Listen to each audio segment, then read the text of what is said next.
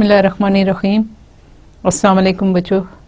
पिछले लेक्चर में हमने कुछ वेक्टर वैल्यूड फंक्शन के हवाले से बातें की थी, जो हमने आपको उनके कुछ ऑपरेशंस के मतलब बताया था, और उसके बाद हमने उसमें आपको इंटीग्रल और डेफिनेट इंटीग्रल और इनडेफिनेट इंटीग्रल के हवाले से बात की थी, जिसमें हमने कुछ एग्जांपल्स भी की थी जो कि हमने उनके डेफिनेट और इनडेफिनेट इंटीग्रल्स कैलकुलेट किए थे। और उसके अलावा हमने कुछ इनिशियल वैल्यू प्रॉब्लम भी हमने उसमें किया। हमने आपको एक हैंग ग्लाइडर की एग्जांपल भी, फिज़िकल एग्जांपल भी बताई कि वो किस तरह से आप उसमें उसका पोजीशन वेक्टर जो है वो कैलकुलेट कर सकते हो। जब इंटीग्रेट करते हो, जब डिफरेंशिएट करते हैं, तो हम उसके पोजीशन वेक्टर से वेलोसिटी और उसका एक्सेलरेशन फाइंड आउट कर सकते हैं। अभी जो है वो हम इसी को थोड़ा सा कंटिन्यू करते हैं और हम अपनी जो है वो इस हवाले से एक दो एग्जांपल मज़ीद करते हैं और फिर इंशाल्लाह ताला हम उससे आगे बढ़ेंगे। आपके पास एक एग्जांपल है, a particle moves along the top of the parabola y square is equal to 2x from left to right at a constant speed of 5 unit per second. Find the velocity of the particle as it moves through the point 2 2। हमने क्या करना है, अभी तक हमने आपको पता है कि सारा जो किया था काम, उसमें पैरामीट्रिक इक्वेशन जो थी वो इन्वॉल्व थी, उसका यूनिट वेक्टर इन्वॉल्व था। अभी हमारे पास एक पैराबोला गिवन है y square is equal to 2x और इसकी स्पीड गिवन है 5 यूनिट्स पर सेकंड, कांस्टेंट स्पीड है, और उसकी पोजीशन जो है वो हमें फाइंड आउट करनी है, वेलोसिटी फाइंड आउट करनी है जब उसका वो पॉइंट 2,2 से पास कर रहा होगा। पहला काम तो हम ये करेंगे कि हम इस पैराबोला को हम देखते हैं कि हमें इसकी पैरामीट्रिक इक्वेशन, हमने ये पहले काम किया हुआ है जब पैरामीट्रिक इक्वेशन की बात की थी कि पैराबोला को हम कन्वर्ट करेंगे, कोई भी यूनिट वेक्टर जो है वो हमने पोजीशन वेलोसिटी फाइंड आउट करनी है। So velocity is a vector, और हम इसकी जो है आपको पता है कि वेलोसिटी जो है वेक्टर फाइंड आउट करने के लिए वेलोसिटी के speed multiplied by unit vector in the direction of velocity जब हमें मिलेगा तो हम उसको तो हमारे पास उसकी वेलोसिटी आएगी। सो अभी हम पहला एक काम ये करते हैं कि हमारे पास जो है पैराबोला पाथ गिवन है। सो हमारे पास जो वेक्टर है वो वेक्टर r जो है वो आपको गिवन है, जो कि हम कहते हैं कि ये लेट अस से कि f of t i plus g of t j है। ठीक है, प्लेन में आपके पास ये यूनिट वेक्टर है। आपको पाथ जो गिवन है, पैराबोलिक पाथ गिवन है y square is equal to 2x। तो अगर हम इसकी पैरामीट्रिक इक्वेशन बनाएं तो let x equal to t square. ठीक है, तो फिर क्या होगा कि हमारे पास जो y की वैल्यू आएगी वो क्या आएगी, अगर हम इसमें सब्स्टिट्यूट करें तो y is equal to 2t square. So y will be equal to √2t। ठीक है, ये आपके पास जो है वो, और t आपका वेरी करता है फ्रॉम -इन्फिनिटी टू इन्फिनिटी, कोई भी आप ले लें आपके पैराबोलिक पाथ में। ये आपके पास जो है वो आपकी जो है वो x जो है वो आपका in terms of t square आ जाता है, y √2t आता है। सो आपके पास जो पोजीशन वेक्टर बनेगा वो बनेगा x आपके पास है t square i plus √2t और j। ये आपका पोजीशन वेक्टर आ गया, जो कि आपने पैराबोलिक पाथ पे जब आपका जो है पार्टिकल वो मूव कर रहा था। ठीक है, उसकी जो स्पीड है वो वेलोसिटी t जो है वो आपके पास है 5 यूनिट्स पर सेकंड। ठीक है, और उसके बाद ये है कि find the velocity of the particle as it moves through the point 2 2। तो आपने क्या करना है कि आपको वेलोसिटी फाइंड आउट करनी है एट द पॉइंट 2,2। ये एक्स वाई प्लेन में ये पॉइंट्स हैं, ये है स्पीड मल्टीप्लाइड बाय डायरेक्शन।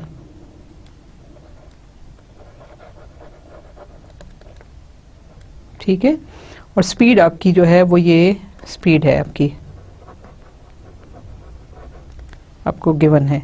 सो हम क्या करेंगे कि हम सबसे पहले जो है वो हमारे पास स्पीड गिवन है, हमें सिर्फ ये वेक्टर रहा है, वेक्टर से हमने जो है ये डायरेक्शन ऑफ द स्पीड जो है वो फाइंड आउट करनी है। उसके लिए हम पहले dr/dt की फाइंड आउट करेंगे। dr/dt is equal to d by D t of t square i plus d by D t under root two t और जे। ठीक है, तो आपके पास ये आ गया 2t i plus under root two जे।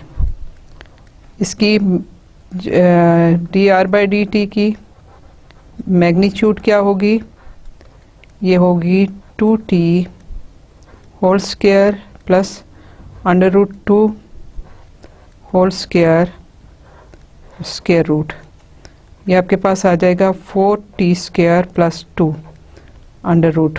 ठीक है, अब हमने क्या करना है कि हमने अपनी इस पॉइंट पे वेलोसिटी जो है वो फाइंड आउट करनी है when it moves through the point 2 2। तो आपके पास क्या है कि जब आपके पास x2 है तो t की क्या वैल्यू आएगी, आपके पास देखिए कि आप अगर x आप 2 रखें तो आपके पास t square is equal to 2, so t is equal to under root 2। अब देखिए कि आपकी पैरामीट्रिक इक्वेशन आपको बताती है कि एग्जैक्टली सेम है। सो अगर आपके पास जो है वो y जो है वो आपके पास t जो है y2 है, तो आप अगेन देखिए कि आपके पास यहाँ से भी t की एग्जैक्टली वही वैल्यू आती है जो हमें यहाँ से मिल रही है। t अगर आपके ये 2 है तो 2 डिवाइडेड बाय अंडर रूट 2 आपको अंडर रूट 2 देगा। सो दोनों इक्वेशन से आपको t की सेम वैल्यू मिलती है। सो आपके पास जो वेलोसिटी है at point t under root 2 है, this is equal to speed. ठीक है, स्पीड है मल्टीप्लाइड बाय डायरेक्शन। स्पीड आपके पास है 5 यूनिट्स पर सेकेंड और डायरेक्शन आपके पास क्या है, d are by D t divided by magnitude of d are by D t. This is the unit vector in the direction of velocity. So ये हो जाएगा 5 multiplied by d are by D t है 2t और क्योंकि t हमारे पास under root 2 है, so यहाँ पे आपके पास d are by D t at t equal to under root 2 क्या आ जाएगा 2 under root 2 i plus under root 2 j. So ये आपके पास है 2 under root 2 i plus under root 2 j divided by, हमने फाइंड आउट किया तो अंडर रूट 2 है, तो आपके पास d are by D t क्या वैल्यू आती है at t is equal to under root 2। ये आपके पास आ जाता है 2 स्क्वायर हो गया 8 plus 2 under root 10 under root 10। So हम इसको डिवाइड करते हैं अंडर रूट 10 से, तो आपके पास ये आ जाता है 5 मल्टीप्लाइड बाय 2, ये आपके पास हो गया 10 under root 2 i plus 5 under root 2 जे और इनके साथ ये डिवाइड हो रहा है अंडर रूट 10 और यहाँ पे अंडर रूट 10। तो आप इसको कैलकुलेट कर सकते हैं, आपके पास 2 कैंसिल हो गया तो ये आपके पास आ जाता है 2 under root 5 i plus under root 5 j. So आपके पास जो रिक्वायर्ड वेलोसिटी है at time t is equal to, या आप पॉइंट 2 पे आपकी जो वेलोसिटी है वो आपको ये सोल्यूशन जो है उसका मिलता है। सो आपने किस तरह से किया कि आपने अपनी पैराबोलिक इक्वेशन को ट्रांसफॉर्म किया पैरामीट्रिक इक्वेशन में। हमने पैरामीट्रिक इक्वेशन और उनके पैराबोला, हाइपरबोला, सर्कल, एलिप्स वगैरह की पैरामीट्रिक इक्वेशन आपको पहले बताई थी। सो आप इसको किस तरीके से ट्रांसफॉर्म करते हैं, आपने उसको इन टर्म्स ऑफ टी कैलकुलेट कर लिया, उसके डेरिवेटिव आपने ले लिए। सो आपके पास जो है वो वेक्टर फॉर्म में, क्योंकि वेलोसिटी आपको चाहिए थी, सो आपको वेक्टर फॉर्म में ये पोजीशन चाहिए थी।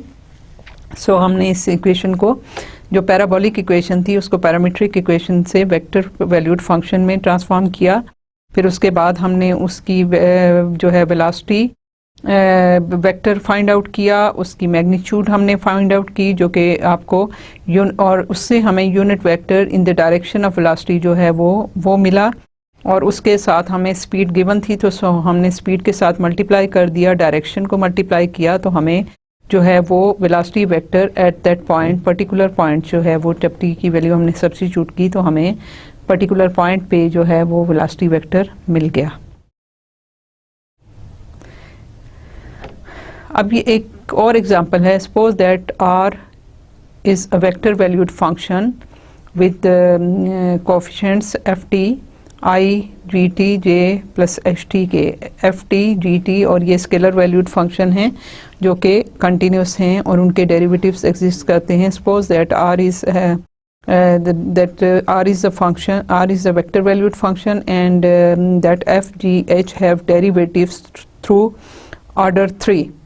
ठीक है, ऑर्डर 3 तक का इनका डेरिवेटिव एग्जिस्ट करता है। Show that d by D t of r dot d are by D t cross d2 r by D T 2। यहाँ पे ये डॉट प्रोडक्ट है, यहाँ क्रॉस है। ट्रिपल प्रोडक्ट जो है वो हमने आपको बताया था, वो चीज़ है। उसके डेरिवेटिव्स को हमने फाइंड आउट करना है कि ये डेरिवेटिव जो है ये इसके बराबर है।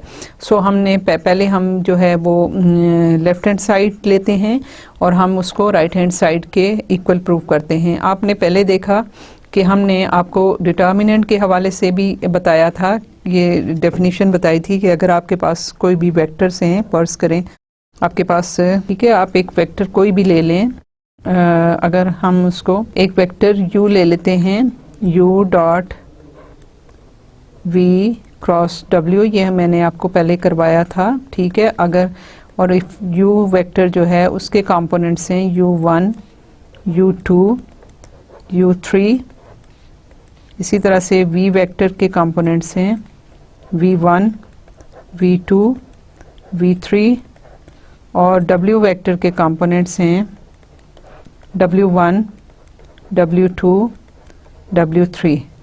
तो हम इसका जो है ट्रिपल प्रोडक्ट किस तरह से ले सकते हैं? पहला जो भी आपके पास वेक्टर है वो उसके कंपोनेंट्स आप लिखिए U2, U3, और दूसरा वेक्टर है V1, V2, V3 determinant form में W1, W2, W3।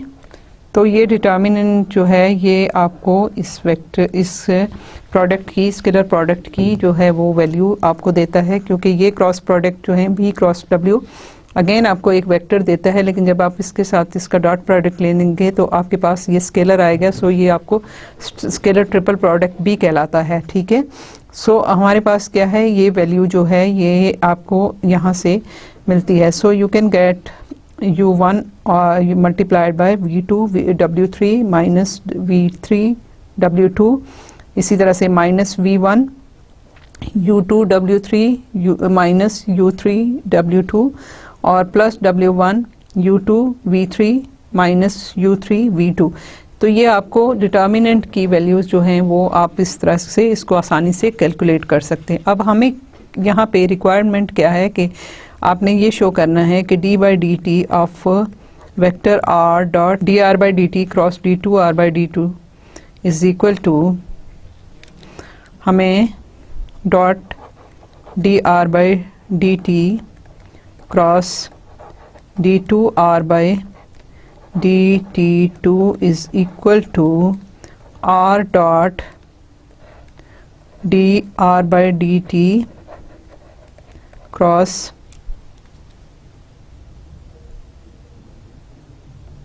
d3 r by dt3। ये हमें फाइंड आउट करना है कि ये चीज़ है। सो पहला काम तो हम ये करते हैं कि हम इसको प्रोडक्ट रूल के साथ हम इसको पहले ओपन करते हैं। सो हम जो लेफ़्ट हैंड साइड है वो हमारी, हम उसको लेते हैं। तो ये क्या है, d by D t of r dot d are by D t cross d2 r by D T 2। Cross आपका जो है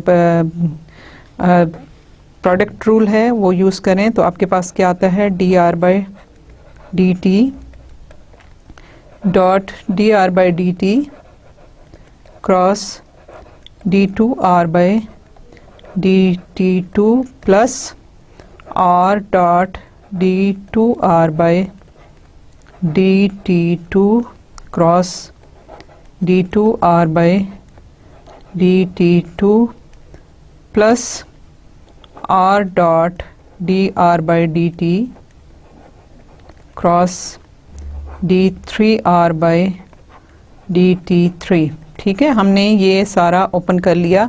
फर्स्ट हमने इसका डेरिवेटिव लिया, इनको एज इट इज़ रहने दिया, फिर सेकंड में हमने इसको ऐसे रहने दिया, इसका डेरिवेटिव लिया, इसको भी वैसे ही रहने दिया, और थर्ड में हमने ये दो इसी तरह रहने दिए। और ये हमारा प्रोडक्ट रूल है डिफरेंशिएशन का, जो हमने पहले ऑलरेडी हम इसको पढ़ चुके हुए हैं।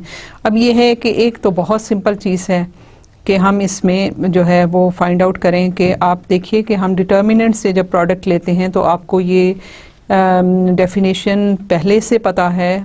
तो उसमें क्या है कि जब भी दो रोज़ या दो कॉलम सेम हो जाते हैं तो आपके पास जो है वो डिटर्मिनेंट जो है वो ज़ीरो हो जाता है, या मल्टीपल ऑफ एक रो जो है वो दूसरे का मल्टीपल हो, या एक कॉलम दूसरे का मल्टीपल हो, या दो सेम हों तो आपके पास जो है वो डिटर्मिनेंट जो है वो ज़ीरो हो जाता है।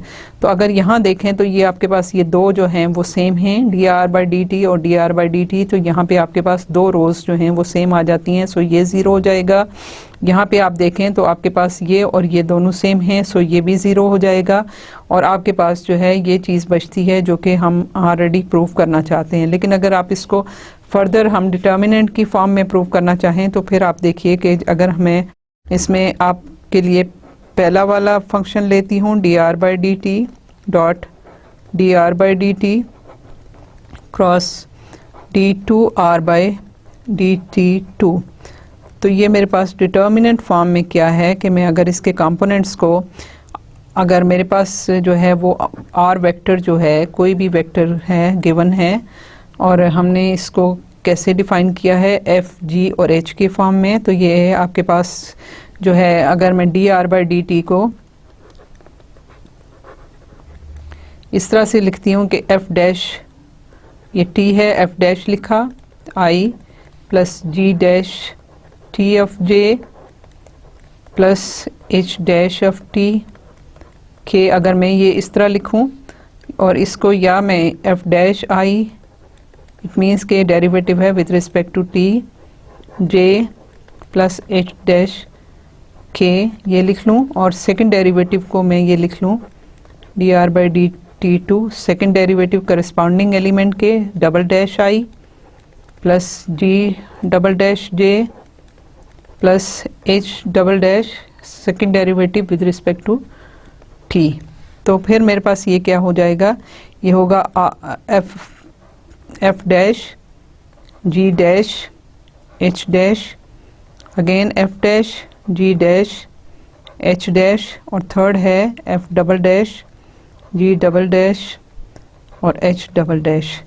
इसको आप देखिए तो आपके पास आता है F dash G dash H double dash minus H dash और G double dash minus F dash, again F dash है, और जी डैश एच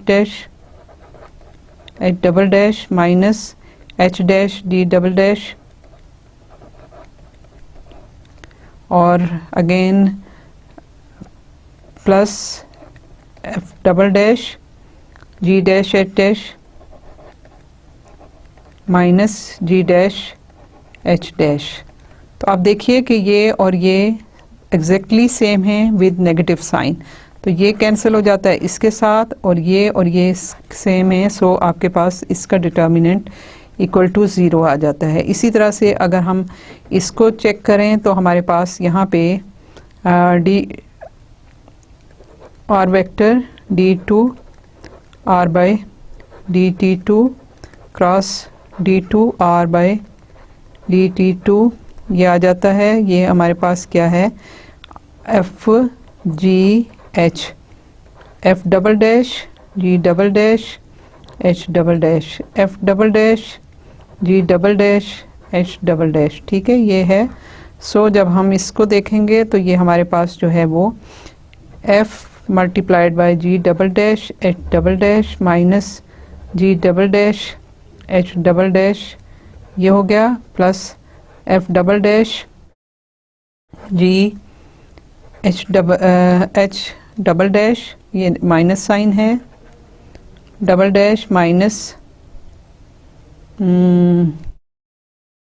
ये हमने किया जी और एच डबल डैश और एच जी डबल डैश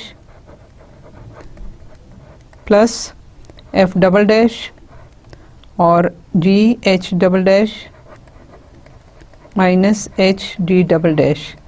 तो अब ये देखिए कि ये दो हमारे पास सेम है, कैंसिल आउट हो जाते हैं, ये और ये भी कैंसिल आउट, और ये अगेन आपको ज़ीरो वेक्टर मिलता है। लेकिन जब यहाँ पे हम करेंगे तो क्योंकि हमारे पास ये वेक्टर जो हैं वो सेम नहीं होंगे, सो ये नॉन ज़ीरो होगा। तो यहाँ से हमारे पास ये चीज़ जो है ये प्रूव हो जाती है कि this will be equal to this thing, क्योंकि पहले दो जो हैं वो हमारे पास ज़ीरो आ गए।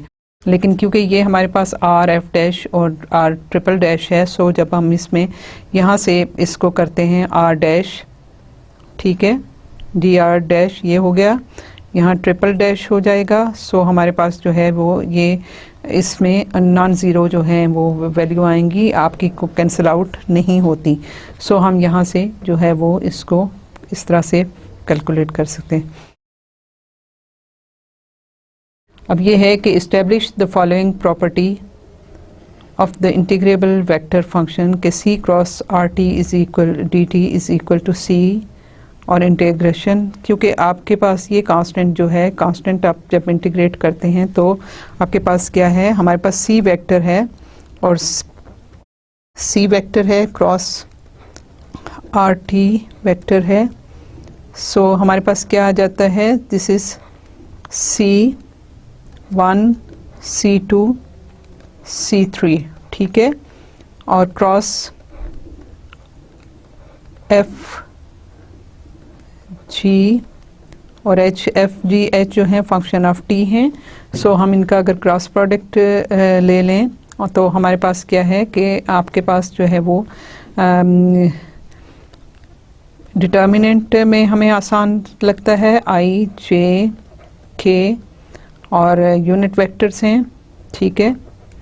तो C1 C2 C3 है, एफ जी एच है।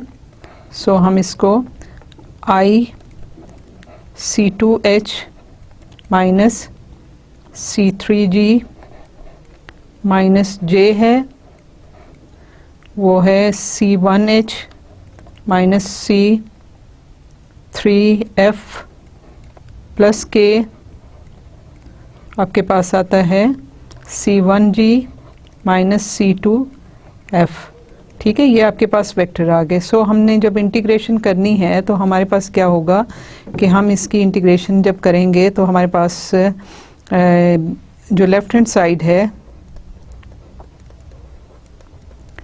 ये इक्वल आ जाएगी, इंटीग्रेशन आप कीजिए फ्रॉम ए टू बी, ठीक है, आपके पास है C2H माइनस C3G और dt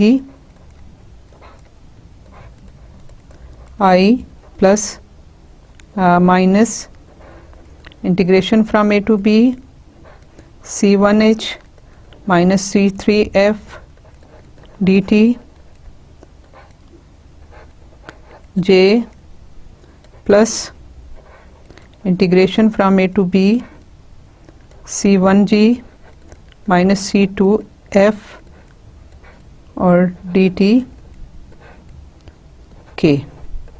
जब हम इनकी इंटीग्रेशन करेंगे तो जो हमारे स्केलर फंक्शन की थी तो हम एग्जैक्टली उसी तरीके से इसको जो है वो इंटीग्रेशन करते हैं from A to b C2H, this will become equal to integration from A to b C2H dt, ठीक है, हम इसको लेते हैं I minus integration from A to b, ये है C3G और dt, ये भी I है, plus integration from A to b C1H, यहाँ पे ये माइनस साइन है b के साथ, तो हम इसमें यहाँ पे ये माइनस करेंगे, C1 dt j माइनस, ये भी माइनस होगा, माइनस सॉरी माइनस और माइनस ये प्लस हो जाएगा, और ये आ जाएगा आपका C3 और f है dt और j, हम इसको कंफर्म कर लेते हैं, C1g dt a to b और k minus C2 f dt from a to b and k।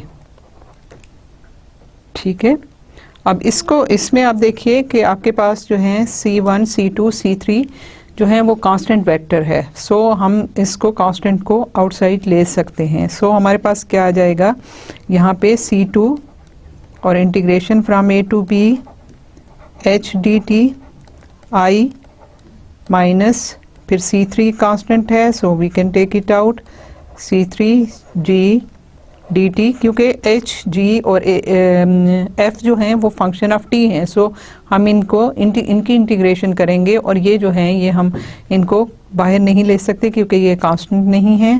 So minus C1 from a to b h dt j plus C3 from a to b f dt j plus C1 integration from a to b d dt k minus C2 a to b f dt और k। अब इनको हम आराम से जो है वो C1 C2 का हम जो है इनको हम कंबाइन कर लेते हैं, C1 को C2 को C3 को। सो हम क्या करेंगे कि C1 को कंबाइन करें तो आपके पास जो है वो C1 आ जाता है, और आपके पास है इंटीग्रेशन, अगर मैं पॉजिटिव की बात करूं तो A B G D T के minus integration A to B H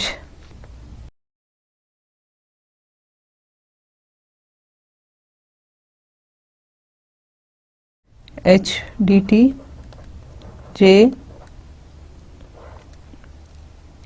फिर C2 है,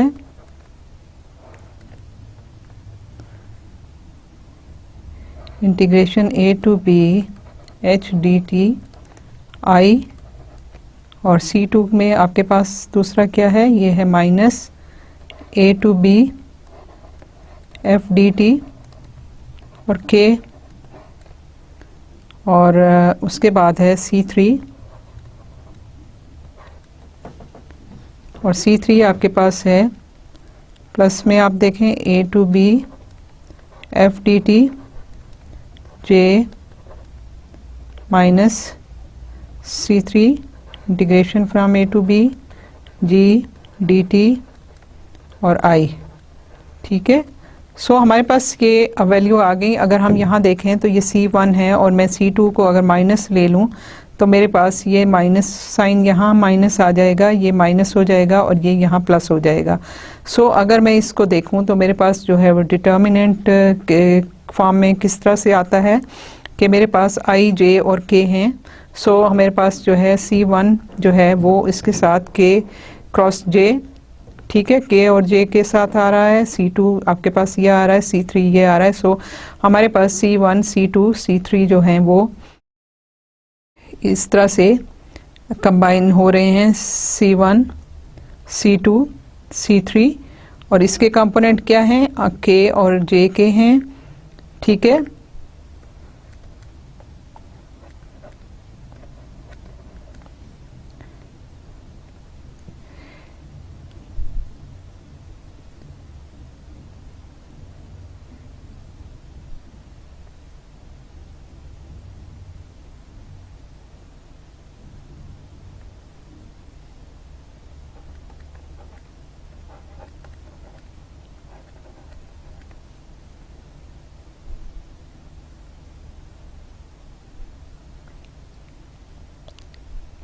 मैं अगर इसकी इंटीग्रेशन को कैपिटल H से शो कर दूं, इसको मैं अगर इसको कैपिटल H से शो करूं, इसको कैपिटल G से शो करूं और इसको कैपिटल F से शो कर दूं, तो मेरे पास ये है H आ जाता है और इसके साथ यहाँ पे मेरे पास जो है वो G की वैल्यू आ रही है। एंड देन मेरे पास जो है वो जो है आप ये देखिए कि यहाँ पे मेरे पास F की वैल्यू आ रही है। सो जो है आपके पास यहाँ हमने किया था C क्रॉस F और I के साथ, तो अगर हम इसको इंटरचेंज करें तो हमारे पास जो है हम परम्यूटेशन का जो रूल है, अगर हम इसको इसको फॉलो करें तो ये एग्जैक्टली इक्वल हो जाएगा I J K और C1 C2 C3 F G और H। और आप देखिए कि आप इसमें C और C1 कॉमन लेके तो आपके पास जो है वो ये डेरिवेटिव्स में जो प्रूव करना है वो हम प्रूव कर सकते हैं कि ये C क्रॉस जो है ये आपकी इंटीग्रेशन है। सो हमारे पास ये C क्रॉस जो है वो H के साथ ये हमें जो है वो C1 और इसके साथ मिलता है। सो ये आपका वेक्टर क्रॉस प्रोडक्ट जो है वो C क्रॉस जो ये आपके पास आ जाता है C क्रॉस, अगर इसको इनके कंपोनेंट्स को हम कैपिटल R लिख लें कि ये इंटीग्रेशन है, तो ये आपके पास जो है ये एग्जैक्टली वही चीज़ आ जाती है। ये इंटीग्रेशन हम इसको R कह दें अगर, तो ये आपकी इंटीग्रेशन जो है वो इस तरह से आपको मिल जाएगी।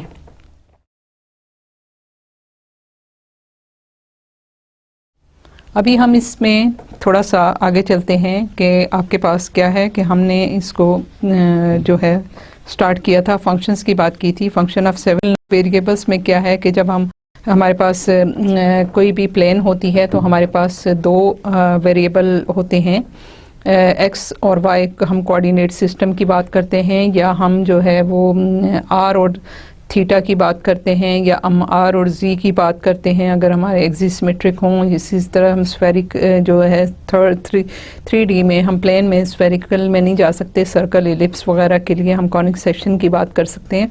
फिर अगर 3D हैं तो फिर ऑब्वियसली स्फीयर्स की बात होती है, क्यूब्स की बात होती है, रेक्टेंगल जो है बॉक्सेस की बात है, उसमें आपके पास हम उनको XYZ कहते हैं।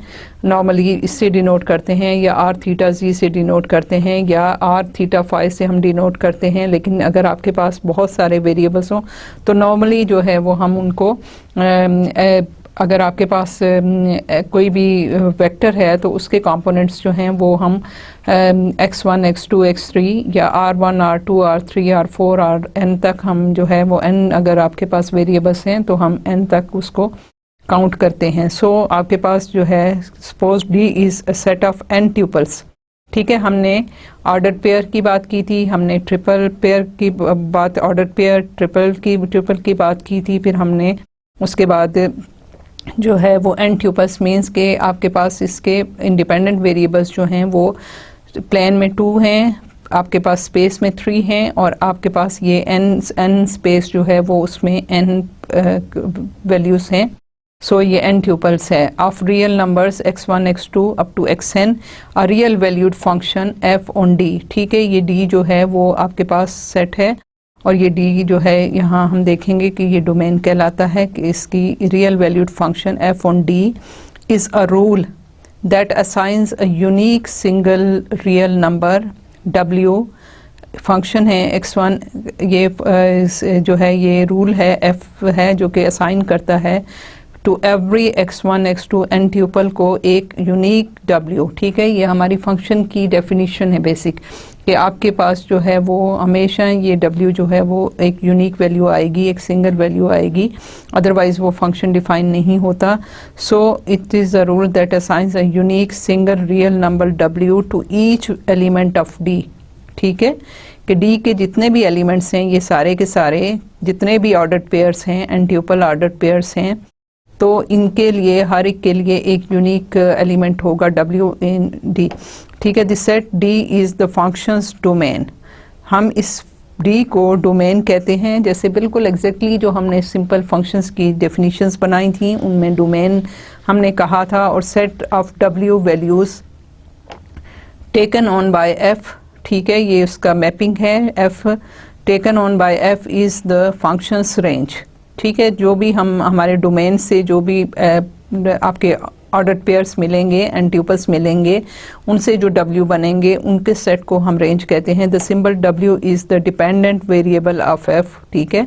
ऑब्वियसली आपके जो x जो हैं x 1 से n तक जो इनकी वैल्यूज़ चेंज होती जाएंगी, आपके पास W जो हैं वो चेंज होते जाएंगे। सो W जो हैं वो डिपेंड कर रहे हैं x1 x2 xn तक पेड इन, और ये इंडिपेंडेंट वेरिएबल्स कहलाते हैं। ये n जो हैं x1 से n तक, इनको हम इंडिपेंडेंट वेरिएबल कहते हैं। और जो ये W है ये डिपेंडेंट वेरिएबल कहलाता है। We also call the xj's the function's input variable, ठीक है। आप इसी वैल्यू को देंगे तो आपको उसके करस्पॉन्डिंग W के वैल्यू मिलेंगे।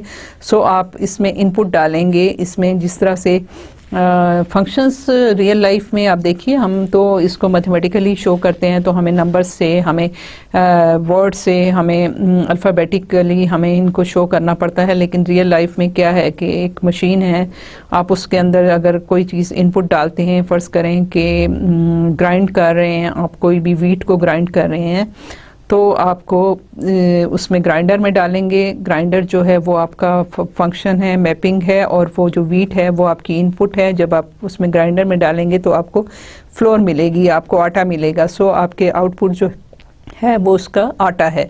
सो आप कभी भी किसी चीज़ में ग्राइंडर में डालेंगे तो आपको पाउडर फॉर्म में मिलेगी, कुछ और फॉर्म नहीं मिलेगी। इसी तरह आप जूसर में डालेंगे तो आपको जूस मिलेगा। इसी तरह से जो भी मशीन है वो उसकी एक मैपिंग है, और जो आपके पास इनपुट है वो आप जो भी चीज़ उसमें डालते हैं, फ्रूट डालते हैं जूसर में और मिल्क डालते हैं तो मिल्क शेक आपका जूसर से जूस निकलता है। आप ब्लेंडर में डालते हैं तो आप मिल्क शेक बनाना चाहते हैं, आपका मिल्क शेक बनता है। या कोई भी इस तरह की चीज़ है, कभी ऐसे नहीं होता कि आप कुछ और डालें। आप फ़र्ज़ करें कि आप जूसर में माल्टा डालें और आपको अनार का जूस मिले, ऐसा नहीं होता। सो ये एक यूनिकनेस जो है वो वहाँ पे बरकरार रहती है। अब ये है कि the value of a function F x Y Z, ये आपका स्पेस में है, थ्री डायमेंशन में है। सो हम इसको एक्स वाई जी के फॉर्म में शो कर सकते हैं। अदरवाइज अगर हम अभी एन ट्यूपल की बात कर रहे थे तो हम इसको x1 x2 x3 की फॉर्म में भी शो कर सकते हैं। So the function is the x square plus Y square plus z square, this is the length of this function at the point 304 is f304। इनके करस्पॉन्डिंग वैल्यू हमने substitute कर दी और हमें जो है वो 3 square plus 0 square plus 4 square मिला, और ये हमें 25 जो square root is equal to 5 मिला। f is the distance function from the origin to the point x Y Z, ठीक है। आपने ये पॉइंट ले लिए और ये फॉर्मूला जो है ये डिस्टेंस का है। So this is the distance function from the origin to the point x Y z in Cartesian space coordinate. 3 आपके पास इसके इंडिपेंडेंट जो हैं वो वेरिएबल हैं। सो आपका जो ये है कार्टेशियन है, एक्स वाई जी है। सो ये जो है स्पेस में हैं, अगर 2 होते तो वो प्लेन में कार्टेशियन प्लेन कोऑर्डिनेट्स होते।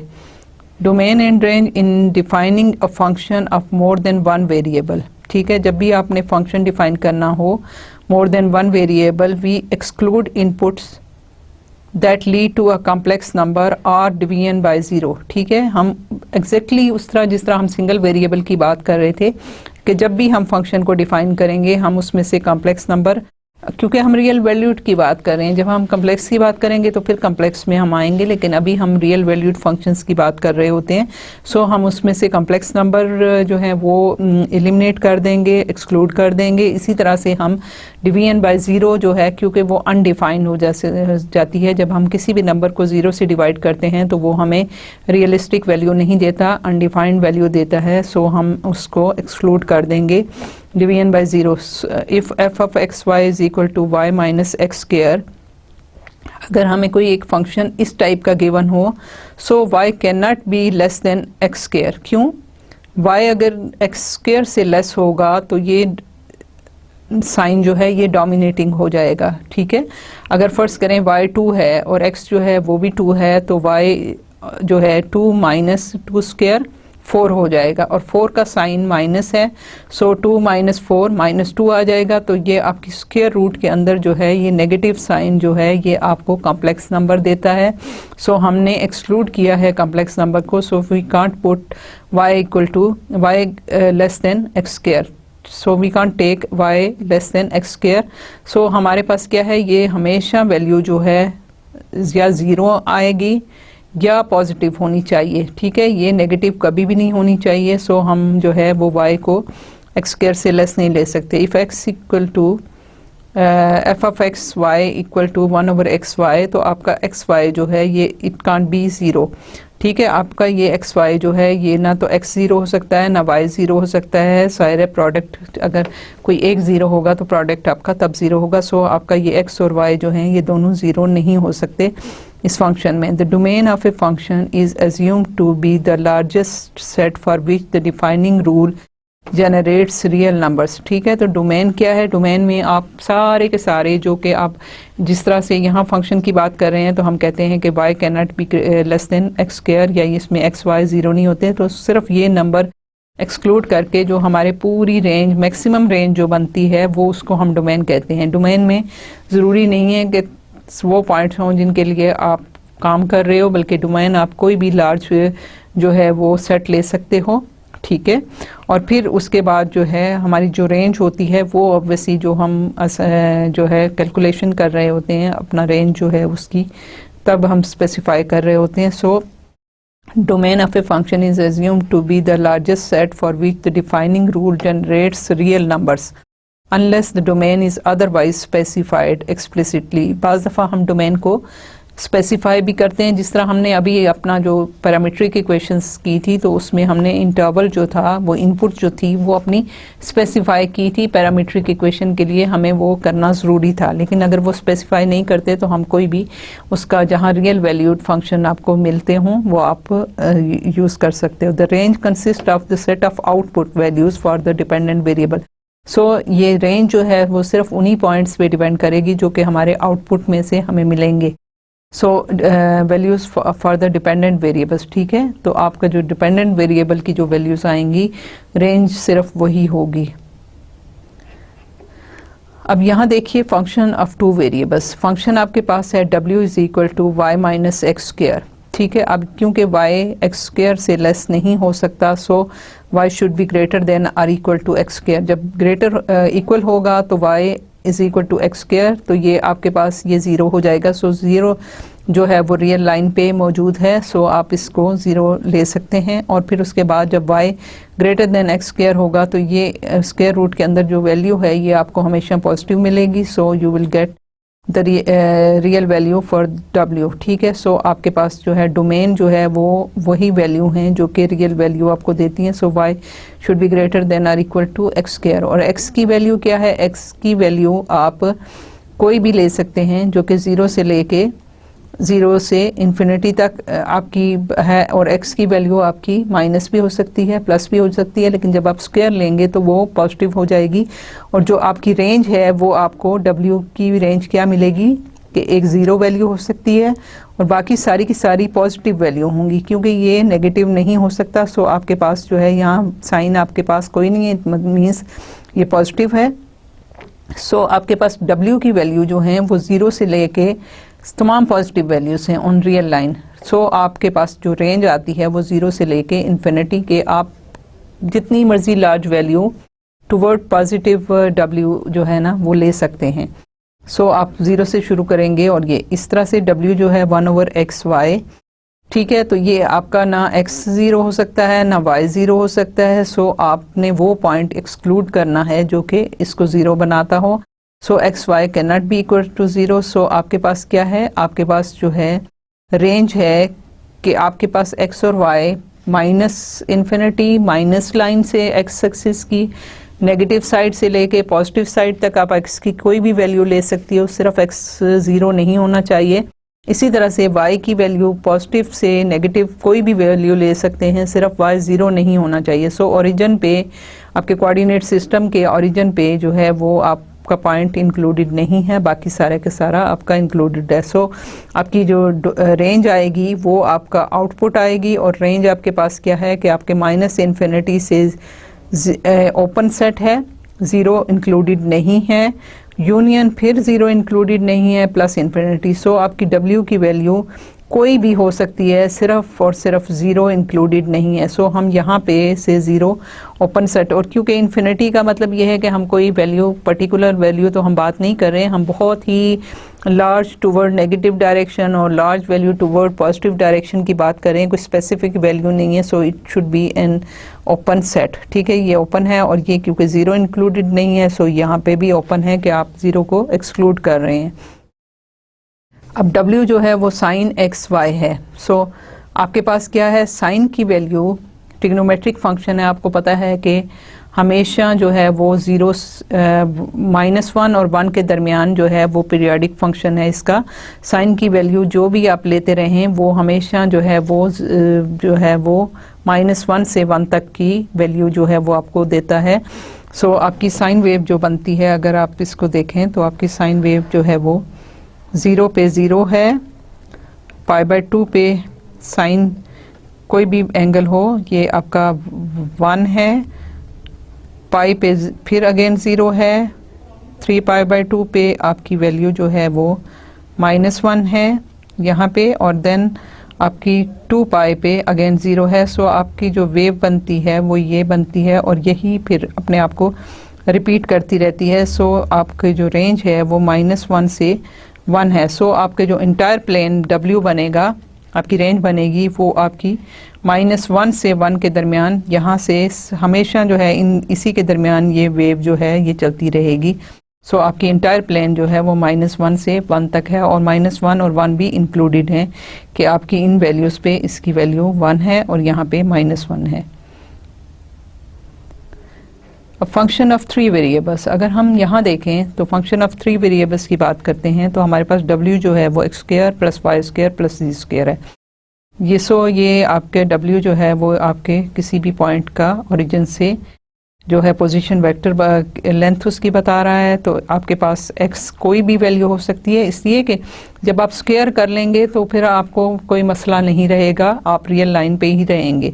सो आपके पास ये भी स्क्वायर है, ये भी स्क्वायर है, ये भी स्क्वायर है, सो ये तीनों के तीनों पॉजिटिव हैं। सो स्क्वायर रूट के अंदर जो है जो भी वैल्यू होंगी वो पॉजिटिव होगी, अगर ये सारे ज़ीरो हैं तो ज़ीरो होंगे, अदरवाइज़ हमेशा ये पॉजिटिव होगी। सो आपकी जो है वो डोमेन जो है वो तमाम वैल्यूज़ हैं from -∞ to infinity for x, for y, for z, और फिर जो आपकी रेंज है वो हमेशा 0 से लेके पॉजिटिव होगी। सो 0 से इन्फिनिटी आपको जो आउटपुट मिलेगी वो हमेशा या 0 या फिर पॉजिटिव वैल्यू मिलेंगी। सो आपकी रेंज जो है वो 0 से +∞ तक जो है वो चल रही है।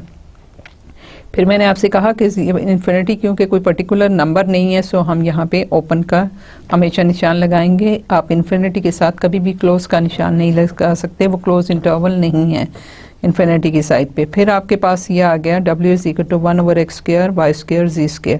सो आपके पास क्या है कि ये जो रेंज है वो आपके पास x, y, z, आपके पास 0 पॉइंट नहीं हो सकता, सारे साइमल्टेनियसली 0 नहीं हो सकते, कोई एक 0 होगा, 2 0 हो सकते हैं, तीसरा फिर नॉन ज़ीरो लाजमी है। इसी तरह से ये नॉन ज़ीरो होगा, अगर ये दोनों ज़ीरो हैं तो इसको नॉन ज़ीरो होना ज़रूरी है। इसी तरह से अगर x आपका जो y और z 0 हैं तो आपके पास x नॉन ज़ीरो होना ज़रूरी है। सो साइमल्टेनियसली तीनों जो हैं वो 0 नहीं होने चाहिए। सो आपके पास क्या है कि यहाँ पे आपके पास जो आउटपुट आती है वो हमेशा पॉजिटिव वैल्यू आएगी, चाहे कुछ x, y, z की कोई भी वैल्यू हो। सो आपके पास क्या है कि आप जब 0 नहीं है और ये यहाँ कोई भी वैल्यू है तो सो आपके पास ये जो है वो वैल्यू लार्ज वैल्यू जो होती जाएगी, ये जो टोटल वैल्यू है W की वो स्मॉल होती चली जाएगी। सो आपके पास जो रेंज आएगी वो हमेशा पॉजिटिव होगी, और आपके पास ये 0 भी नहीं हो सकता कभी भी, क्योंकि ऊपर आपके पास 1 है। सो आपके पास डिनोमिनेटर में बेशक बहुत हाई वैल्यू हो जाए, ये बहुत टोटल स्मॉल वैल्यू हो जाए, but it can't be equal to 0। 0 पे नहीं ये अप्रोच करता, क्योंकि अगर डिनोमिनेटर 0 होगा तो अनडिफाइंड होगा, यहाँ 1 है तो ये 0 नहीं हो सकता। सो आपके पास ये बहुत स्मॉल वैल्यू होगी तो आपके पास 1 डिवाइडेड बाय बहुत स्मॉल वैल्यू पे आप जो है इन्फिनिटी पे जा सकते हैं पॉजिटिव। सो आपके पास ये 0 से लेके इन्फिनिटी का ओपन इंटरवल है। अब ये क्लोज इंटरवल नहीं है क्योंकि 0 आपका एक्सक्लूडेड है और इसी तरह से आपका इन्फिनिटी जो है वो एक्सक्लूडेड है। उसके बाद हमारे थर्ड एग्जांपल है w is equal to x y log of z। ठीक है, ये आपकी हाफ स्पेस है कि आपका ये z जो है दैट कैन नॉट बी 0 और नेगेटिव। आपका लॉग ऑफ माइनस जो वैल्यू है वो हमारे पास एग्जिस्ट नहीं करती, सो हम इसको एक्सक्लूड करेंगे। So we will put z greater than 0। X y plane जो है ये जो चाहे जो मर्जी हो, एक्स वाई प्लेन में आपके पास जो है वो ये आपका एक्स वाई के लिए हमें कोई पाबंदी नहीं है। सो हमारे पास ये x और ये x है, ये y है, ये आपकी इसके साथ ये सारी प्लेन है जो आपके पास ये प्लेन है, और z जो है ये ऑलवेज पॉजिटिव होगा। हमारे पास ये z है और नीचे जो है प्लेन वो आपकी शामिल नहीं है। सो हम कहते हैं कि हाफ स्पेस है जिसमें आपके पास जो है वो वैल्यू कोई भी माइनस इन्फिनिटी से इन्फिनिटी तक हम कोई भी वैल्यू रख सकते हैं जो हमारा आउटपुट हमें मिलेगी। अब हम देखते हैं कि हमारे पास जो है वेक्टर, हमने ये सारी चीज़ें अपने रियल वैल्यूड जो है फंक्शंस के लिए रियल वैल्यूड फंक्शंस के लिए हमने ये सारी डेफिनेशंस की हुई हैं। अब हम वेक्टर वैल्यूड फंक्शंस के साथ हम इनको देखते हैं। हम फंक्शन ऑफ सेवरल वेरिएबल्स की बात कर रहे हैं। सो हम यहाँ पे इनकी डेफिनेशंस को दोबारा से रिवाइज करते हैं कि क्या है, और हम देखेंगे कि हमारे पास इन पर्टिकुलर फंक्शंस के लिए किस तरह से हम इनको इंटीरियर और एक्सटीरियर को और बाउंड्री पॉइंट्स को हम डिफाइन कर सकते हैं। A point x not y naught, ठीक है, हम कोई भी अपनी एक स्पेस ले लेते हैं। x नॉट y नॉट जो है वो एक प्लेन में है। This is region set R in the xy plane. ठीक है, कि एक पॉइंट जो है वो किसी भी रीजन में, हमने ये रीजन ले लिया, ये सेट ले लिया R, इसके अंदर एक पॉइंट है x नॉट y नॉट और ये आपकी xy प्लेन है। तो this is an interior point of R। हम इसको R का इंटीरियर पॉइंट कहेंगे if it is the centre of a disk of positive radius that lies entirely in R। ठीक है, कि हम ये कहते हैं कि ये जो पॉइंट है ये उसका इंटीरियर पॉइंट है इस रीजन का, अगर इसके नेबरहुड में, इसके आसपास, इसके हमसाए में सारे के सारे पॉइंट जो हैं वो R के अंदर लाई करते हैं, R से बाहर नहीं लाई करते। सो हम ये कहते हैं कि if this is the interior point of R if it is the center of a disk of positive radius that lies entirely in R। कि आपके देखिए कि ये उसका एक सर्कल छोटा सा है, इसका रेडियस है, जो भी डिस्क का रेडियस है, ये डिस्क है, तो इसका हर पॉइंट जो है वो रीजन में लाई कर रहा है। अगर इस पॉइंट को हम देखें और इसका कोई छोटा सा भी हम इस तरह से सर्कल ड्रा करें और इसका कोई पॉइंट अगर R में नहीं है तो ये उसका इंटीरियर पॉइंट नहीं कहलाएगा। हम एक स्मॉल नेबरहुड लेते हैं जो कि हमने पहले भी अपने रियल वैल्यूड फंक्शन में इस तरह से डिफाइन किया था। A point x not y naught is the boundary point of R। ठीक है, हम रीजन उसी की बात करें, उसी सेट की बात करें। अब हम कहते हैं कि बाउंड्री पॉइंट होगा कि if every disk centred at x not y not contains points that lie outside of R as well as points that lie in R। कि हमारे पास अब अगर ये पॉइंट है तो हम एक इसका नेबरहुड में एक छोटा सा एक डिस्क, एक सर्कल ड्रा करते हैं, और अगर हमें कोई भी छोटे से छोटा सर्कल भी ऐसे मिलता है जिसमें कि इसमें कुछ पॉइंट्स आपके इस रीजन में हों और कुछ पॉइंट इससे बाहर हों, तो फिर ये आपका बाउंड्री पॉइंट कहलाता है। क्योंकि ये पॉइंट ऐसा है कि जिसमें कुछ आपके अंदर के पॉइंट्स हैं, कुछ इससे भी छोटा सर्कल आप अगर ड्रा कर लें तो ऑब्वियसली जो इस साइड पे इसके पॉइंट्स हैं ये आपके R में नहीं है, रीजन में नहीं है। सो आपका ये बाउंड्री पॉइंट कहलाएगा। The boundary point itself need not belong to R। ठीक है, तो ये आर को बिलोंग कर सकता है, नहीं भी कर सकता। रीजन जो है वो अगर ओपन रीजन है तो नहीं भी कर सकता। सो आप कहते हो कि this contains point that light outside of R as well as the points that lie in R. द बाउंड्री पॉइंट itself need not belong to R. The interior points of a region as a set make up the interior of the region। कि आप सारे interior points जो हैं वो definition जो fulfil करते हैं, जो हमने इंटीरियर पॉइंट की डेफिनेशन की, अगर बहुत सारे पॉइंट्स हैं और वो सारे के सारे इंटीरियर पॉइंट की डेफिनेशन को फुलफिल करते हैं तो हम कहते हैं कि वो इंटीरियर ऑफ द रीजन कहते हैं, उसको हम कहेंगे इंटीरियर ऑफ द रीजन। अब यहाँ पे देखिए कि आप सारे के सारे पॉइंट्स जो कि इस आर के अंदर हैं, जहाँ भी ले लें आप, इनका जो छोटा एक सर्कल आप ड्रा करें, एक डिस्क ड्रा करें, तमाम पॉइंट्स जो हैं वो विद इन आर लाई करेंगे। सो ये जो पूरे का पूरा है ये उसका आर का इंटीरियर कहलाता है। और सारे के सारे पॉइंट जो make the interior of the region, the region's boundary points make up its boundary. ठीक है, आप देखिए कि यहाँ पे ये पॉइंट जितने भी हैं इस रीजन के बाउंड्री पे, वो उन सब के साथ ये कंडीशन है कि उसके कुछ पॉइंट आउटसाइड द रीजन रहेंगे, कुछ पॉइंट उसके इनसाइड द रीजन होंगे। सो सारे पॉइंट, ये जो सेट ऑफ पॉइंट्स हैं, ये उस रीजन की बाउंड्री जो है उस वो बना रहा है, make up its boundary. A region is open if it consist entirely of interior points. ठीक है, कि एक रीजन जो है वो ओपन कहलाएगा कि अगर उसके सिर्फ और सिर्फ इंटीरियर पॉइंट्स उसमें हों।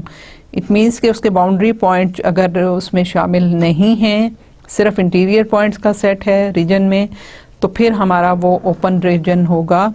The region is open. ठीक है, a region is closed if it contain all its boundary points. ठीक है, कि एक रीजन जो है वो क्लोज्ड होगा कि अगर उसके तमाम के तमाम इंटीरियर पॉइंट्स भी और उसके तमाम के तमाम बाउंड्री पॉइंट्स भी उसमें शामिल हों, तो वो रीजन जो है वो क्लोज्ड कहलाएगा। सो अगर हम एक सर्कल की बात करें, एक सर्कल देख लें एक्स वाई प्लेन में, और जिसकी एक्स और वाई पॉइंट्स हैं कोऑर्डिनेट सिस्टम में, x square plus Y square is less than 1। क्या है कि ये जो इसका रेडियस है which is always less than 1, तो फिर क्या है कि आपके ये बाउंड्री जो है रेडियस 1 जो है वो इसमें शामिल नहीं है। So this is open unit disk every point an interior point. ठीक है, क्योंकि हम लेस देन 1 की बात कर रहे हैं ना, जब इक्वल की बात करेंगे तो ये बाउंड्री पॉइंट है सारे, इसके पूरा 1 है तो 1 से हम ना अंदर जा रहे हैं ना बाहर जा रहे हैं, सिर्फ 1 पे हम रह रहे हैं। So boundary of unit disk the unit circle है। ठीक है, तो ये इसके बाउंड्री पॉइंट्स हैं। और उसके बाद अगर हम लेस देन और इक्वल की बात करें तो क्लोज्ड यूनिट डिस्क है which contains all boundary points, और इंटीरियर भी सारे का सारा। लेस देन है तो ये सारे का सारा ये वाला शामिल है, इक्वल है तो सारा ये शामिल है। सो इंटीरियर भी शामिल है, बाउंड्री भी शामिल है, तो ये आपके पास जो है वो क्लोज्ड यूनिट डिस्क आ जाएगी, जो हमें यहाँ डेफिनेशन से भी पता चल रही है। Bounded and unbounded regions in the plane, कि अगर हम प्लेन में देखें तो हमारे कौन से रीजन बाउंडेड हैं और कौन से रीजन अनबाउंडेड हैं, तो उसके लिए क्या डेफिनेशन है कि ए रीजन इन द प्लेन।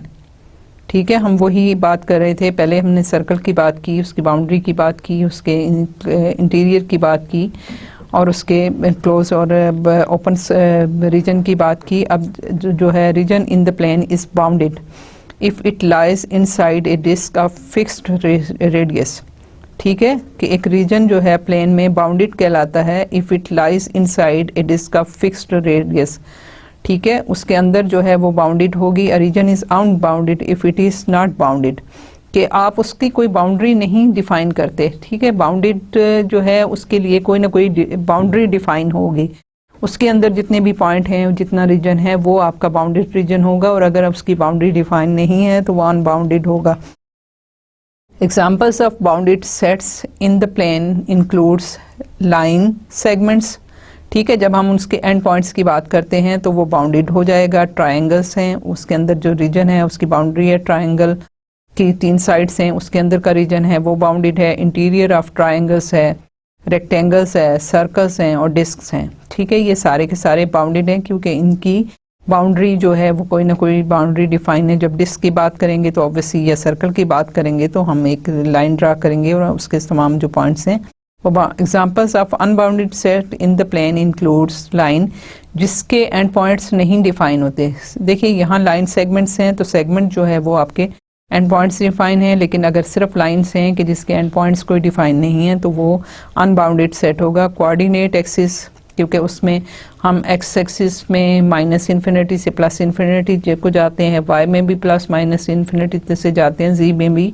सो जो कोऑर्डिनेट्स एक्सिस हैं ये अनबाउंडेड है। The graph of functions defined on infinite intervals, कि अगर हमें इंटरवल गिवन ना हो तो हम जो है कोई भी ग्राफ ड्रा कर सकते हैं और उसकी कोई लिमिट नहीं होती। सो इट इज़ अनबाउंडेड। क्वाड्रेंट्स, ठीक है, आपकी first quadrant, second, third, fourth जो हैं प्लेन में वो अनबाउंडेड हैं। हाफ प्लेन्स जो हैं, क्योंकि एक साइड तो ठीक है बाउंडेड हो गई, दूसरी आपकी अनबाउंडेड हो जाएगी। आप यहाँ पे अगर स्पेस में आप देखते हैं तो आपकी प्लेन जो है अर्थ, आप ऊपर स्काई तक जा सकते हैं। सो आपकी हाफ प्लेन जो हैं वो भी अनबाउंडेड हैं। सो प्लेन्स इटसेल्फ जो हैं वो सारी की सारी आपकी अनबाउंडेड में आती हैं। Describe the domain of the function, हमें एक एग्जांपल है जिसमें हमने इसका डोमेन डिफाइन करना है। सो हमारे पास क्या है डोमेन, हमने देखा कि हमारे पास y should not be less than x square. So हमारे पास जो y है वो एक्स स्क्वायर से, तो y should be greater then और इक्वल टू एक्स स्क्वायर। तो x जो है हमारे पास वो 0 से प्लस से माइनस इन्फिनिटी तक जाएगा और y हमारे पास ग्रेटर देन एक्स स्क्वायर होगा। सो हमारा डोमेन जो है वो x जो है from 0 minus infinity to infinity है और y जो है वो always greater than x square है। सो हमारे पास ये डोमेन जो है वो इस तरह से डिफाइन होगा। Graphs, level curves and contours of the function of two variables, अगर हम देखें कि ग्राफ क्या हैं, लेवल कर्व्स क्या हैं, कंटूर्स क्या हैं फंक्शंस ऑफ टू वेरिएबल के, there are two standard ways to picture the values of a function f of x y. ठीक है, कि दो स्टैंडर्ड वेज हैं जिसमें हम किसी भी फंक्शन एफ एक्स वाई को पिक्चर या ग्राफ बना सकते हैं। One is to draw and label curves in the domain on which f has a constant value. ठीक है, कि एक तो ये है कि हम ऐसे ड्रा करें कि हम उस कर्व्स को डोमेन में, in the domain on which f has constant values. The other is to sketch the surface, कि एक तो ये है कि हम एक्स वाई को हम कांस्टेंट उसके साथ कर लें कि इसकी वैल्यू जहाँ कांस्टेंट हो वो बनाएं, या फिर हम एक और ये करें, ये स्पेस बना लें। ठीक है, और स्पेस में हम एक्स वाई को हम देखें कि हमारे पास एक कांस्टेंट वैल्यू जी की, और वो फंक्शन जो है वो आपकी तमाम प्लेन्स जो हैं वो इस तरह से स्पेस में जी, अगर आपका ये एक्सिस है तो सारी कांस्टेंट जो जी प्लेन्स हैं वो आपको उसमें इसका ग्राफ दे देती हैं। Level curves, graph and surfaces, the set of points in the plane where a function f of x y has a constant value. ये क्या है? set of points in the plane where a function f x y has a constant value f of x y is equal to c. ये constant है, this is called a level curve of f. मैंने आपको कहा कि जब आपका F F x Y जो है कांस्टेंट होगा तो वो आपकी जी में एक जी की कांस्टेंट वैल्यू होगी। ठीक है, और वो एक प्लेन आपको देगा, इसी तरह से ये प्लेन देगा। तो ये जो है ये लेवल कर्व ऑफ एफ कहलाती हैं, कि आपकी एक फॉर सर्टन वैल्यू ऑफ जी, अब जी अगर यहाँ से यहाँ तक 4 है तो जी इक्वल टू 4 आप कहते हो, तो ये आपकी एक लेवल कर्व है। जी इज इक्वल टू 10 है तो जी 10 जो है वो लेवल कर्व है। इसी तरह से बाकी आपकी लेवल कर्व हैं जहाँ पे आपका एक्स वाई जो है वो चेंज नहीं हो रहा, आपका सिर्फ जी चेंज हो रहा। The set of all points x y f of x in space. ठीक है, अब इसमें आपके पास ये जी की जगह हमने एफ ऑफ एक्स वाई लिख लिया और 3 आपके कोऑर्डिनेट हो गए एक्स वाई जी। तो ये ट्रिपल जो है वो है ट्रिपल ऑर्डर्ड पेयर है। सो आपके पास the set of all points in space for X Y in the domain of F. ठीक है, कि आपका ये डोमेन जो है वो एक्स वाई पॉइंट्स हैं। ठीक है, this is called the graph of F. आपके पास जो है ये इसके तमाम पॉइंट्स जो हैं वो डोमेन में जो पॉइंट्स हैं वो आपके, तो आपका ये ग्राफ जो है वो आपको f का ग्राफ मिलेगा। The graph of f is also called the surface z equal to F of x. Obviously जो आप z प्लेन की बात करते हैं ना, अगर मैंने आपसे कहा 4, तो आपके पास तमाम के तमाम x कोऑर्डिनेट, तमाम का तमाम y कोऑर्डिनेट जो है वो आपके सारे के सारे, तो ये अब आपके पास एक प्लेन आ जाती है। जो कि for certain value of z है। सो आपके पास अगर हम z को कांस्टेंट करते हैं तो आप z के अराउंड देखिए कांस्टेंट के साथ क्या है, ये आपको एक पूरी की पूरी सरफेस जो है उसके ऊपर देता है। So this is graph of f is called the surface z equal to F of x, कि आपके पास जो है ये पूरी की पूरी एक सरफेस बनती है, एक लाइन नहीं बनती बल्कि एक प्लेन बन रही है, एक सरफेस बन रही है। और फिर ऑब्वियसली अगर आप z को कांस्टेंट रख लें और एक्स वाई को चेंज करें तो आपका z के अबाउट जो है वो आपको कुछ सर्कल भी मिल जाता है जो कि उसके साथ आपको देता है। Graph f of x Y is equal to 100 minus x square minus Y square and plot the level curve f of x equal to 0, f of x y equal to -51 and f of x is equal to 75 in the domain of f in the plane. क्या है कि आप इसमें आप देखिए कि आपके पास जो लेवल कर्व्स क्या हैं, आपके पास फंक्शन गिवन है f of x comma y is equal to 100 minus x square minus Y square. ठीक है, प्लॉट द लेवल कर्व्स। हम पहले तो इनके देखते हैं कि ये है क्या। अब level curve f of x y equal to 0, जब ये 0 होगी तो इसका मतलब क्या है कि आपके पास ये x square plus Y square is equal to 100।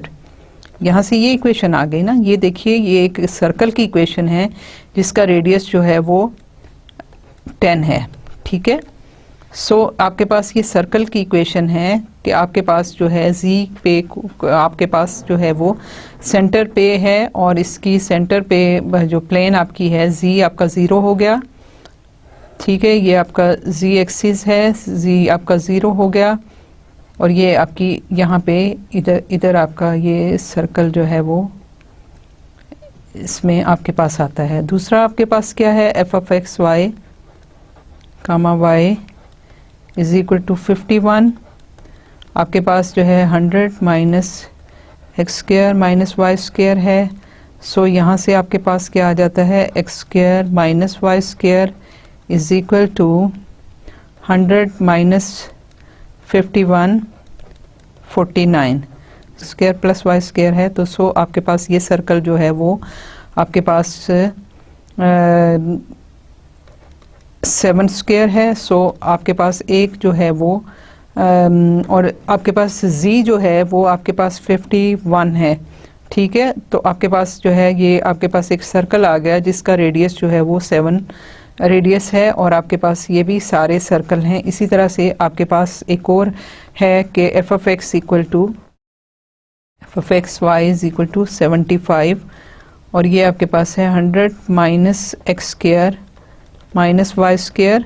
यहाँ से आपके पास आता है x square plus Y square is equal to 100 minus 75, this is 25 and this is 5 square. So आपके पास एक और सर्कल है जहाँ पे आपके पास ये आपके पास जो है इसमें आपके पास जो था वो z 0 था। ठीक है, यहाँ पे आपके पास z जो है वो 51 है और यहाँ आपके पास z जो है वो 75 है। ठीक है, तो आपके पास क्या है कि इस पोजीशन पे आपके पास जो सर्कल है उसका रेडियस 5 है। सो आपके पास 0 पे z0 पे ये आपके पास था जिसमें आपके पास जो रेडियस था वो दैट वाज 10 और फिर यहाँ पे z इक्वल टू अगर यहाँ कहीं मैं ऊपर जाती हूँ और इसको मैं z को यहाँ पे कहीं पे 51 मार्क करती हूँ तो यहाँ पे जो सर्कल है वो प्लेन में एक्स वाई प्लेन में सर्कल है जिसका रेडियस जो है वो आपके पास 7 है। सो यहाँ पे 10 था, यहाँ 7 है और फिर अगर आप z 75 पे और भी ऊपर चले जाते हैं यहाँ कहीं तो इसका जो यहाँ जो प्लेन में सर्कल बन रहा है, जो ये प्लेन है एक्स वाई प्लेन यहाँ बन रही है, इसमें जो सर्कल बन रहा है यहाँ पे ये एक्स वाई प्लेन बन रही है। सो यहाँ जो है सर्कल उसका रेडियस जो है वो 5 है। सो आपके पास जो स्पेस बन रही है वो इस तरह करके ऐसे एक कॉन टाइप की चीज़ जो है वो बनती है। अगर हम इसको देखें तो मेरे पास ये शेप है। सो आपके पास क्या है, आपके पास ये सर्कल्स जो हैं इसी का प्रोजेक्शन जो है अगर हम इस प्लेन में करें तो z 100 पे आपके पास जो है वो अगर हम देखें तो हमारा क्या है, z अगर z 100 है तो उस केस में हमारे पास क्या है, 100 is equal to 100 minus x square minus Y square.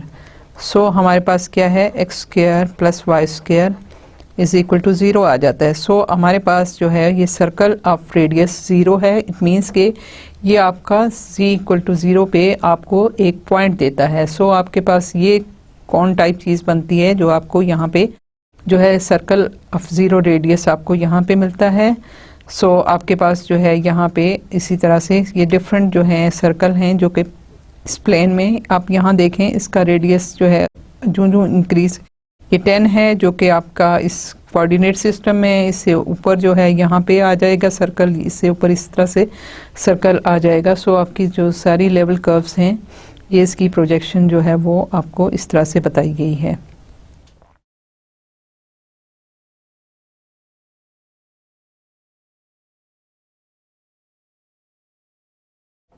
अब फंक्शन ऑफ 3 वेरिएबल्स की बात करें तो in the plane the points where a function of 2 independent variable has a constant value c make a curve in the function's domain. ठीक है, वो आपके पास क्या है, c जो है वो कांस्टेंट है। This make a curve in the function's domain in space the point where the function of 3 independent variable has a constant value XYZ make a surface in the function's domain. ठीक है कि आपके पास जब 2 independent variable हैं तो आपके पास जो है वो एक कर्व आएगी जो फंक्शन के डोमेन में आपके पास एक कर्व होगी जहां से आपको ये एक सरफेस मिलती है। लेकिन यहाँ पे क्या है कि ये आपकी सरफेस होगी जो डोमेन की बात कर रहे हैं, रेंज की बात नहीं कर रहे। तो डोमेन जो है वो आपकी XYZ इक्वल टू कांस्टेंट, तो ये आपके पास जो डोमेन होगा that will be a surface. और अगर आपके पास XY की फॉर्म में है तो जो इसका डोमेन है वो आपको एक कर्व मिलेगी जो कि आपको कांस्टेंट वहाँ पे लेवल सरफेसेस देगी। Definition level surface, level surface क्या है, the set of points XYZ in space where a function of 3 independent variable has a constant value. ठीक है, ये लेवल, अब मैंने लेवल प्लेन की बात की थी कि किसी एक कांस्टेंट वैल्यू पे z की वैल्यू पे आपको लेवल प्लेन XY प्लेन मिल रही है, उसे फिर XY प्लेन मिल रही है for certain value of z, जैसे हमने अभी देखा पिछली एग्जांपल में। इसी तरह से ये आपको लेवल्स जो है प्लेन्स मिल रही हैं XY में। अब जो अगर आपके पास 3 जो हैं इंडिपेंडेंट वेरिएबल हैं तो आपको वो लेवल सरफेसेस मिलेंगी। सो आपके पास अब जो है वो प्लेन नहीं है बल्कि वो एक पूरी सरफेस होगी। The set of points XYZ in space where a function of 3 independent variable has a constant value f of XYZ is equal to c is called a level surface of f। तो अब आपके पास ये level surface होगी। देखिए अगर हमारे पास हम इसको f of XYZ को ये ले लें फंक्शन,